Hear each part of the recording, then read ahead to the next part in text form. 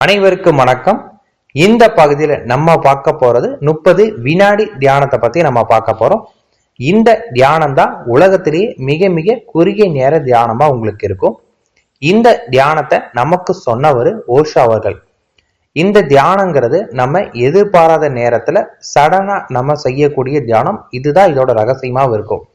இதை எப்படி செய்யணும்னு கேட்டீங்கன்னா, நீங்க எங்காவது நடந்துட்டு போயிட்டு இருக்கிறப்ப சடனா நம்ம அப்படியே நின்றணும் ஒரு 30 வினாடிக்கு. அப்படி நிற்கும் போது உங்களுடைய வேகம் சடனா தடைப்படும் போது உங்களுடைய உடல் மட்டும் கிடையாது, உங்களோட மனமும் அந்த ஒரு செகண்ட் சம்பிக்க ஆரம்பிக்கும். அந்த 30 நொடிகள் நீங்க நிக்கிறனால என்ன ஆகும்னு கேட்டீங்கன்னா, உங்களுடைய உடல் உங்களோட மனம் உடனடியா ஒரு அமைதியான ஒரு சூழ்நிலைக்கு செல்ல ஆரம்பிக்கும். நம்மளோட மூளைக்கு இவங்க சடனா நிற்கும் போது அந்த மூளையினால அது என்னன்னு புரிஞ்சுக்க முடியாதனால அது எல்லாத்தையும் அந்த ஒரு 30 நொடிக்கு ஸ்தம்பிக்க வச்சிரும். இந்த தியானத்தை நீங்க செய்யறதுனால உங்களுக்கு கிட்டத்தட்ட ஒரு அரை மணி நேரம் பண்ணக்கூடிய தியானத்துக்கான சக்தி உங்களுக்கு இந்த ஒரு 30 நொடியில உங்களுக்கு கிடைக்க ஆரம்பிக்கும்.